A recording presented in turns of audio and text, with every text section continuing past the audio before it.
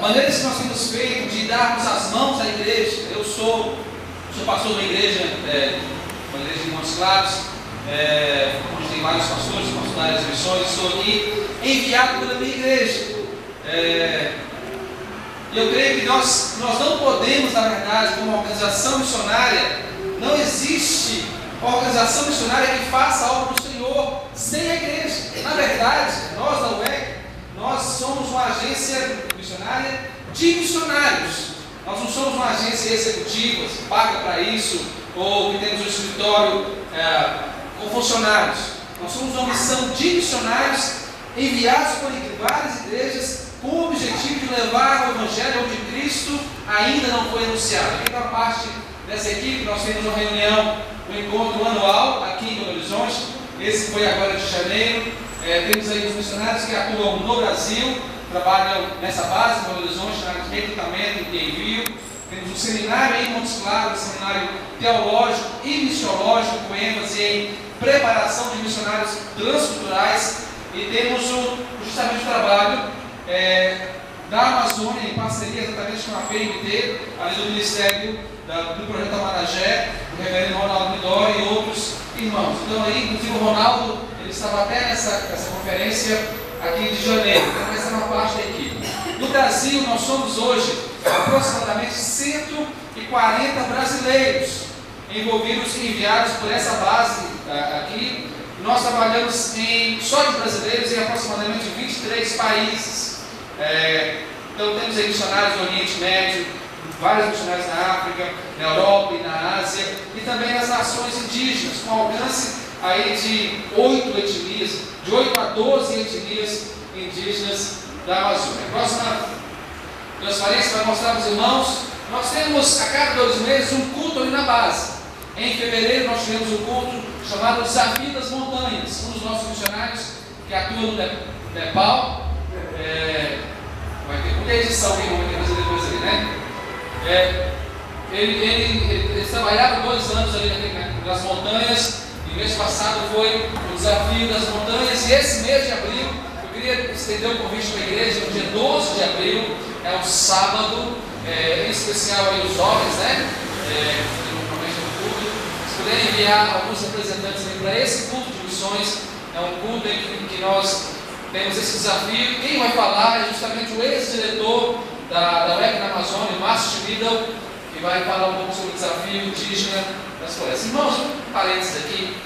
Nós, no ano passado, os irmãos acompanharam aí, nós tivemos vários desafios de levar o Evangelho nas aldeias indígenas. Existe uma grande, eu diria, hostilidade, até empecilho, de alguns órgãos aí, antropólogos, ONGs, e alguns dos nossos missionários foram retirados de algumas aldeias, mas Deus trouxe isso de volta. Nós precisamos orar muito, mas Deus está fazendo um movimento entre os indígenas do Brasil, entre os crentes indígenas do Brasil, e começaram a se reunir em oração, começaram a se reunir para louvar o Senhor, e começou aí com grupos de 3 aldeias, 5 aldeias, começaram a reunir 200 pessoas, 300 pessoas, e por fim eles se organizaram com um movimento chamado Complay, que é uma conferência de pastores e líderes evangélicos indígenas, e chegaram a reunir de 3.000 a 4.000 indígenas da floresta amazônica, vindo pessoas de barco, de bote, de canoa, inclusive descendo do Peru, descendo da Colômbia. Impressionante. Havia aproximadamente quase 50 etnias da floresta amazônica representadas nesse encontro. Deus está levando realmente um grande avivamento na floresta, e nós não podemos ficar de fora disso. Amém? Próximo aqui, está feito o convite. São 2, na verdade, de cima é uma conferência de um movimento missionário chamado Povos e Línguas. Pode repetir comigo? Povos e Línguas. Povos e Línguas. Esse que acha que é uma professora para pregar, né? O movimento Povos e Línguas, ele fala de um movimento brasileiro em nível nacional, com várias cabeças aí da eclesiologia brasileira, da missiologia brasileira. Você vai encontrar aí pessoas como o reverendo Jeremias Pereira, o pastor Márcio Valadão, o pastor Paulo Amazônia da Batista Central, mas líderes como Ariovaldo Ramos, o pastor Cassiano Luz, que é o presidente trabalha com a CEPAL, presidente da MDB, das Organizações Missionárias do Brasil. Esse movimento, irmãos, não é um movimento de uma denominação, mas de todas. Não é um movimento de uma agência missionária, mas de todas as agências missionárias. Estamos ali, a ABMD, a Jocum, a UEC, a Kairos, a Antioquia, várias organizações com o objetivo. Qual o objetivo que é, irmãos? Evangelizar. Deixa eu falar qual o objetivo que é. 2. O objetivo é levar os filhos das igrejas para as nações. Quem é pai aqui e mãe? Pois é, o objetivo é levar os seus filhos. Amém? Amém? Amém? Foi feita uma pesquisa da CEPAL há cerca de 2 anos atrás. Nessa pesquisa nós tivemos no Brasil um grande boom missionário nos anos 80. Nós, como igrejas, enviamos muitos missionários. Só que nós entramos no ano 2000 e estagnamos. E um diagnóstico foi feito, é que as famílias brasileiras, com a prosperidade, nós estamos vivendo melhor, irmãos, comemos melhor, estamos dirigindo melhor, olha aí, estamos enviando nossos filhos para as universidades. E o que acontece é que a geração aí de 45 a 60 anos, que começaram a se projetar nos seus filhos, e hoje, basicamente, toda a família consegue dar um iogurte para o seu filho, fazer uma festa com refrigerante, né? A gente não precisa nem lavar copo descartável mais, a gente pode jogar fora, né? Deus tem nos abençoado a sua igreja, só que nós paramos de consagrar os nossos filhos no ministério. Nós começamos a enviar, paramos de enviar nossos filhos para os seminários, paramos de enviar nossos filhos para missões transculturais. Se um filho se levantasse há 50 anos atrás, dizendo: pai, Deus me levou, está querendo me levar para a China, muitas famílias abençoadas, hoje o pai vai dizer: meu filho está ficando doido, fica por aqui mesmo, né? Vai fazer a faculdade, vai trabalhar, vai ganhar seu dinheiro. E nós temos que fazer esse pedido de perdão a Deus, porque nós paramos de enviar os nossos filhos. O segundo diagnóstico é que nas nossas igrejas, Deus abençoou abundantemente a igreja brasileira, espiritualmente, teologicamente. Olha a abundância de material que nós temos, bons pastores também, e vários líderes nas igrejas, mas as igrejas pararam de enviar, porque nós começamos a reter todo mundo na igreja. Hoje, uma igreja de porte médio aí, de 200, 300 pessoas, ela vai ter 2 grupos de louvor, né? Ela vai ter aí vários casais mais próximos. Você observe para você ver, há 30 anos atrás, a quantidade de bicicleta que a gente tinha na porta da igreja. Hoje nós temos mais carro na porta da igreja. Deus está nos abençoando, mas nós, líderes, pastores, nós passamos a reter aquele vocacionado, um ou outro. Eu creio que não é o caso da igreja, que eu vejo dos irmãos, tem vários pastores que passaram por aqui. É uma igreja que envia os seus vocacionados. Eu quero encorajar aqui não apenas os pais e mães, mas também os líderes da igreja, o conselho da igreja. Se Deus está falando com alguém, se o Espírito Santo está levantando alguém, se levantar alguém daquela igreja, que nós não seguramos essas pessoas, nós viemos investir nelas, viemos trabalhar com elas. Se Deus está mandando que vá, nós possamos fazer uma igreja de Antioquia e enviar. E esse congresso tem a ver com isso. E embaixo nós oferecemos um treinamento na nossa base, que chama Missões e Eu. É um dia de treinamento. Tivemos agora, encerrou ontem, onde a pessoa fica com a gente dentro da base um dia, recebendo palestra, orientação, como falar de missões na sua igreja. Próxima transparência. Nós vamos ter um congresso para jovens de 16 a 160 anos, né? Mas o mínimo é 16, acima não tem idade limite. Na verdade é 18 anos, mas alguns corações aí mais amorosos abriram para 16 anos. Esse é um congresso que nós temos, que chama o Mission Camp, é um acampamento missionário, e vamos ter a presença de um missionário chamado Júlio Damasceno, que trabalhou no Senegal há vários anos, entre o povo Tuculé, com a língua Tuculé. Depois vamos ter o Breno Vieiras, que é um idealizador do Povos e Línguas, que nós acabamos de falar. Temos também o Maisel Rocha, que é um missiólogo, um missionário que trabalha na proclamação do Evangelho entre muçulmanos, e também vai ter a minha participação. Vem jovens irmãos do Brasil inteiro para esse encontro.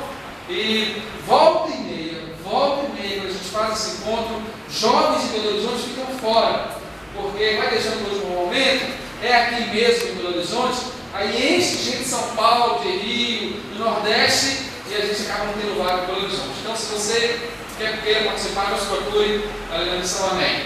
Próximo, nós temos, essas são as portas de entrada na Missão Amém, na UEC, para ser enviado. O primeiro é de curto prazo, nós damos um treinamento para a pessoa de 21 dias na base. Antes dela ir, nós temos um rapaz de 19 anos no Senegal, também uma moça de 22 anos trabalhando no Senegal, temos uma senhora trabalhando em Moçambique no momento, e um rapaz de 20 anos trabalhando na Alemanha.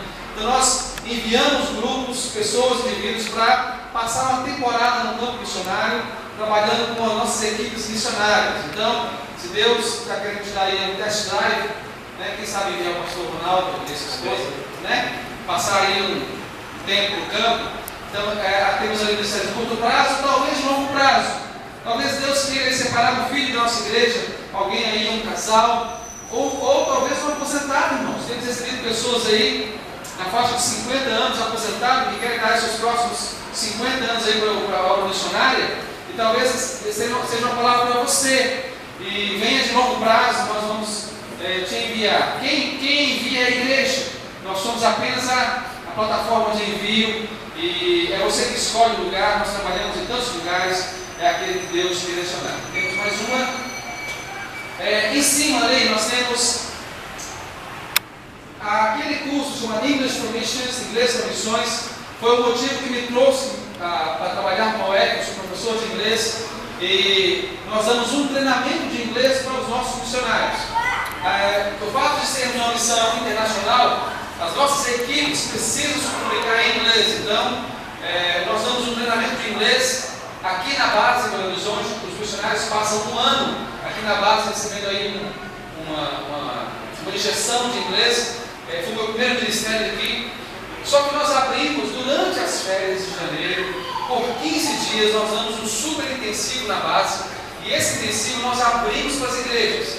Nós já vamos dar o intensivo para os nossos missionários, cerca de 8 a 10 missionários. Nós abrimos mais 20 vagas para as pessoas das igrejas possam participar com a gente ali durante 12 dias, de manhã, de tarde, de noite, de madrugada, pensando em inglês, falando em inglês. Recebemos professores de fora, da Inglaterra, dos Estados Unidos, e a experiência é como se você saísse do Brasil por 15 dias e fosse viver aí na Inglaterra, nos Estados Unidos. Tem que se virar em inglês, né? Então é um bom curso, você também é o nosso convidado. Ok?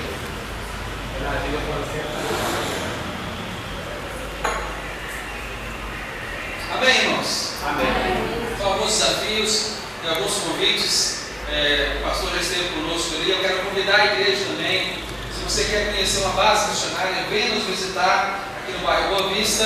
Nós teremos o prazer de receber os irmãos durante de 8 às 5 da tarde, ou depois do expediente, ou no final de semana. Tem gente que nos liga de madrugada, né? Então, assim, venha nos visitar, vocês são nossos convidados. E se nós pudermos servir os irmãos de alguma maneira, responder as suas perguntas, estaremos aí para ajudar os irmãos. O primeiro pensamento desenvolvido aqui, o texto que lemos: Deus é dono de toda a terra.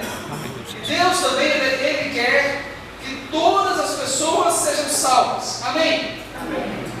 Sabe onde está escrito isso? Na carta de Paulo a Timóteo, o seu discípulo. 1 Timóteo capítulo 2, verso 4. Lá diz que Deus tem um desejo. Já imaginou isso, irmãos?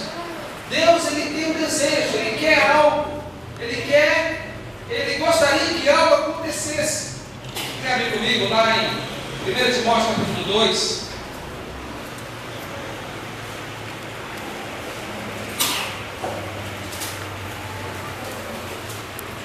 Alguém quem encontrou, pode ler para mim? Diz que Deus tem um desejo. Qual que é o desejo de Deus? O que Deus quer? Qual o desejo de todos os homens sejam salvos e chegam ao pleno conhecimento da verdade. Essa versão diz o qual deseja. Deus deseja que todos os homens sejam salvos. A minha versão diz que Deus quer que alguns homens sejam salvos. É isso que diz aí? Não. Deus diz aí? Todos. Interessante, irmãos, que nós temos pensado aqui que Deus ele é o dono de toda a terra. O salmo que nós lemos, Deus ele é dono de todos os moradores da terra. Mas, dos 7 bilhões de pessoas, nem todos os homens são salvos. São salvos? Não. Mas Deus tem esse desejo de que todos os homens sejam salvos. E Deus, na sua infinita misericórdia, o que Ele fez lá em Atos capítulo 1, verso 8, nós lemos? Ele comissionou isso para nós. Para nós. Eu não sei onde que Jesus estava com a cabeça, mas possivelmente, como Ele sabia que nós não seríamos capazes de fazer essa tarefa sozinhos, Ele enviou o Espírito Santo para que habitasse não apenas em nós, mas que frutificasse através de nós. E para isso, irmãos, não existe distância para o Espírito Santo. Não é verdade? Existe distância para o Espírito Santo? Não. Porque o Deus que salva aqui, Ele salva lá. O Deus que salva perto, Ele também salva longe. Não é verdade? Então, se Deus Ele é o dono de toda a terra, e o desejo de Deus é que todos os homens sejam salvos, a verdade é que Deus vai usar a você, usar a mim, usar a igreja, porque não apenas aqueles que estão perto, em Jerusalém, como lemos em Atos 1:8, mas na Judéia e Samaria, que era justamente a região estatal, mais a região ali de Samaria, que é a região ali, talvez o país mais próximo, o povo mais próximo, a etnia mais próxima, e até os confins da terra. Interessante, irmãos. Os confins da terra nunca foram tão perto, não é verdade? Eu gosto, nós somos mineiros, né? Eu não sei se tem alguém que não é mineiro. Tem alguém que não é de Belo Horizonte aqui? Não. Você que não é de Belo Horizonte, também não sou de BH, né? Mas em BH, o Belo Horizonte tem um jeito interessante de medir distâncias. Se você chega ali na praça da Avenida Afonso Pena, né? Se você chega na rodoviária, você desceu do ônibus do interior e você chega na praça da rodoviária, ali em frente você pergunta para um Belo Horizontino assim: rapaz, como é que eu faço para chegar no Parque dos Mangabeiras? Uma caminhadinha boa, né? O Belo Horizontino, mineiro, pode dizer para você o seguinte: olha, você pega aqui a Avenida Afonso Pena e vai toda a vida. Se você vai toda a vida, vou repetir comigo? Toda a vida. Porque, irmãos, a distância que nós estamos percorrendo, realmente nós temos razão, mineiro, né? A distância que nós estamos percorrendo, ela vai levar toda a vida. Toda a vida. A caminhada no qual nós estamos inseridos nela vai durar toda a vida. A pergunta é: como que você está disposto a investir a sua caminhada durante toda a vida?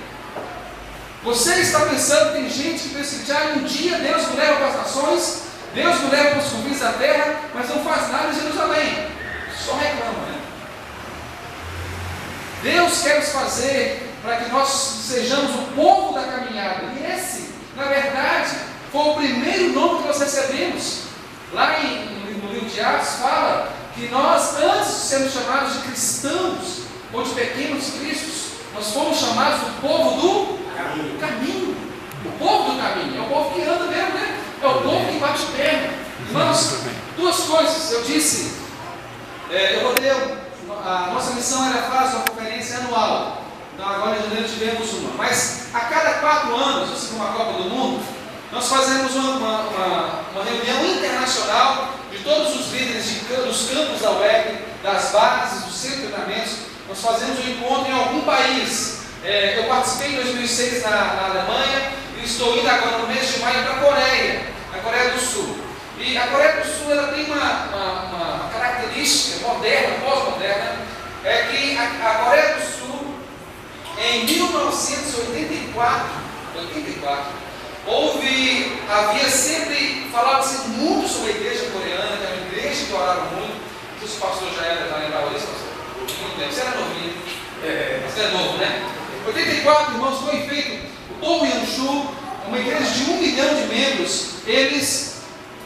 Muitas pessoas perguntavam por que a igreja coreana, sul-coreana, crescia tanto. O que eles fizeram?